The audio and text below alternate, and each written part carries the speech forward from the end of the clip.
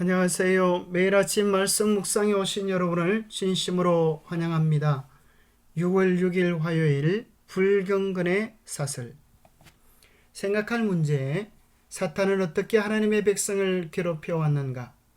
재림전 사탄의 핍박의 방법은 어떠한 것이 될 것인가? 오늘날 우리에게 주는 교훈은 무엇인가? 사탄은 끊임없이 하나님의 백성을 괴롭혀 왔습니다. 그리고 더 교묘한 그의 속임수는 하나님을 핍박하면서, 오히려 하나님의 백성을 핍박하면서 이것이 하나님을 섬기는 일이라 그렇게 생각하게끔 속인다고 하는 것입니다. 얼마나 교묘하고 간사한 사단의 속임수입니까? 마태복음 10장에는 우리 주님 말씀하시기를 너희가 내 이름으로 말미암아 모든 사람에게 미움을 받을 것이나 끝까지 견디는 자는 구원을 얻으리라 말씀하셨습니다. 복음 때문에 사람들에게 미움을 받는 일이 끊임없이 일어날 것입니다. 사랑하는 자들아, 너희를 연단하려고 오는 불시험을 이상한 일 당하는 것 같이 이상히 여기지 말고 오히려 너희가 그리스도의 고난에 참여하는 것으로 즐거워하라. 이는 그의 영광을 나타내실 때에 너희로 즐거워하고 기뻐하게 하려 함이라. 이 세상에서 환영받고 영화를 누린다고 좋아할 것이 아닙니다. 정말 중요한 것은 하나님께서 어떻게 보시는가? 하나님의 눈에 얼마나 아름답고 존귀한 삶을 살아가는가가 문제일 것입니다. 종교적 박해는 새로운 것이 아닙니다. 그것은 창세기의 가인이 하나님께서 그들에게 예배하라고 지시하신 방식으로 예배했다는 이유로 아벨을 죽인 이래로 계속되어져 왔습니다.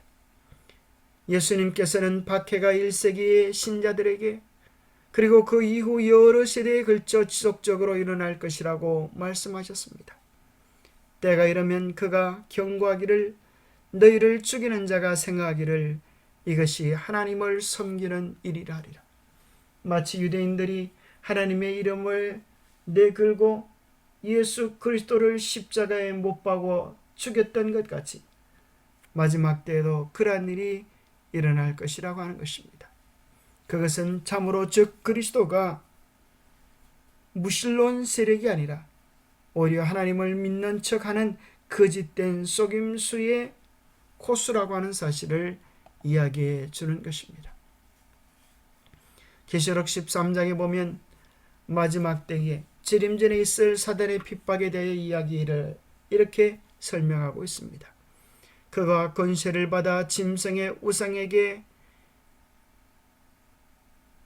생기를 주어 그 짐승의 우상으로 말하게 하고 또 짐승의 우상에게 경배하지 아니하는 자는 몇이든지 다 죽이게 하더라. 그가 모든 자 곧 작은 자나 큰 자나 부자나 가난한 자나 자유인이나 종들에게 그 오른손에나 이마에 표를 받게 하고 누구든지 이 표를 가진 자 외에는 매매를 못하게 하니 이 표는 곧 짐승의 이름이나 그 이름의 수라고 이야기합니다.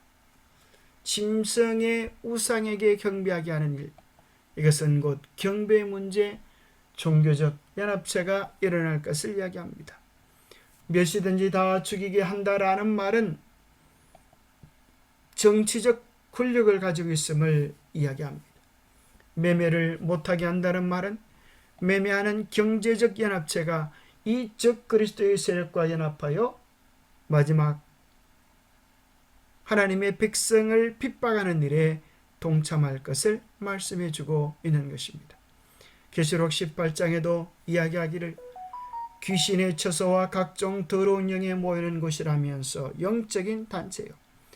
또 땅의 왕들이 그와 더불어 음행하였다라는 표현을 통하여서 우리는 그것이 정치가들이 서로 연합된다고 하는 사실을 발견하고 땅의 상고들이 하는 표현을 통하여 이 세상의 마지막 경제가 통합되어지는 모습을 예측할 수 있습니다. 땅의 상인들도 그 사치의 세력으로 치부하였도다. 온 세상의 경제가 즉 그리스도의 뜻에 연합하고 아부하게 될 것입니다. 오늘 이 자본주의의 문제는 빈 부익부의 격차입니다. 가난한 사람은 더 가난해지고 부자는 더 부해지는 이러한 때에 누가 이 문제를 해결할 수 있겠습니까? 교황은 새로운 회칙을 발표했습니다. 신자유주의의 폐해와 경제 불평등을 어떻게 해결할 것인가? 바로 그것은 돈이 곧 권력인 원리가 무제한적으로 통용되는 세상에서 이러한 야만적 자본주의 세계는 악마의 배설물이다. 그러기에 모든 사람들이 잘 믿고 잘 먹고 잘 살 수 있는 포용적 자본주의는 이제 필수다는 것입니다. 그래서 이 모든 세상을 모두가 잘 사는 세상, 모두가 평화롭게 사는 세상으로 만들어야 된다고 이야기합니다. 여러 신문 속에서 여러분들이 포용적 자본주의라고 하는 용어를 치면 이것이 이 세상의 불평등과 불황을 극복하기 위하여 모두가 함께 번영하는 계기로 삼는 이러한 좋은 운동처럼 묘사되어 있는 것을 발견하게 됩니다. 이제는 교황이 제시한 포용적 자본주의는 필수다. 그래서 온 지구를 통괄하는 강력한 법이 필요되는 시대에 살아가고 있습니다. 이제 더 이상 지구 온난화의 문제는, 기후변화의 문제는 한 개인이나 국가의 문제가 아니라 전 세계적인 문제이기 때문에 전 세계적인 강력한 통치 체제가 필요하다는 것입니다. 그래서 지구를 구하기 위해 시급하고 정의로운 법이 필요하다고 하는 것입니다. 종교 대표자들이 우리가 생태학 교육을 위해 행동과 모범으로 일할 것을 강력히 약속했지만 이것으로는 충분하지 않습니다. 각 나라의 정부에서 지구의 평균 기온 상승을 제한하고 과감한 행동에 박차를 가하면서 국제 협력을 강화하는 경로를 신속하게 채택할 것을 촉구합니다. 이 세상에 경제, 정치, 종교가 연합되는 그러한 세상을 빨리 오게 해달라고 촉구하고 있는 것입니다. 교황은 끊임없이 이야기합니다. 더 이상 기다릴 시간이 없습니다. 행동에 나서야 합니다. 그는 이미 2014년 찬미 받으소서라고 하는 그의 교서를 통하여 이 마지막 시대의 지구 환경에서 어떻게 지구를 보존할 것인가에 대한 해법을 제공했습니다. 그러나 그의 속마음은 결국 하나님의 계명을 대항하여 짐승의 표, 일요일을 예배하는 날로 변경시키고 경제적인, 정치적인 힘을 동원하여서 누구든지 이 표를 가진 자 외에는 매매를 못하게 하는 강력한 제도를 만들게 될 것입니다. 셋째 천사의 기별은 누구든지 짐승과 그의 우상에게 경배하고 이마에나 손에 표를 받으면 그도 하나님의 진노의 포도주를 마시리라고 경고하고 있다. 이 기별에서 말한 짐승, 요한계시록 13장의 첫째 짐승, 곧 표범과 같은 짐승이 교황권이라고 이야기해주고 있습니다. 오늘 우리는 심각한 선택의 기로에 서게 될 것입니다. 하나님을 선택하고 핍박을 당할 것인가? 즉 그리스도를 선택하고 일시적인 평안을 누릴 것인가? 하나님 편을 선택하는 일이 언제나 올바르고 영원한 기쁨을 안겨주는 것입니다. 기도하겠습니다.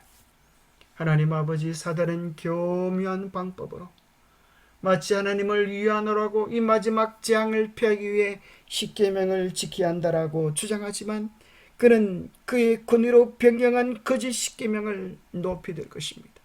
하나님 아버지, 우리로 하여금 우리의 마음과 생각과 뜻을 지켜나가는 진정한 믿음 편에 설 수 있도록 도와주시옵소서. 사소한 일이라고 하면서 믿음에 있어서 타협하지 않도록 우리의 마음을 지켜주옵소서. 하나님과의 바른 관계를 세우고 날마다 주님 뜻 안에 살아갈 수 있도록 우리를 도와주시옵기를 우리 주 예수 그리스도 이름 머지하여 간절히 간구하옵나이다. 마귀는 언제나 하나님의 백성을 교묘하게 이간질하고 핍박하고 정죄시 해왔습니다. 좁은 길을 걷는 일은 험난한 길 같지만 그 길에는 주님이 동행하시고 그 길의 끝에는 천국이 있을 것입니다. 날마다 주님과 동행하는 복된 삶을 사시는 우리 모두가 되기를 축복합니다. 감사합니다.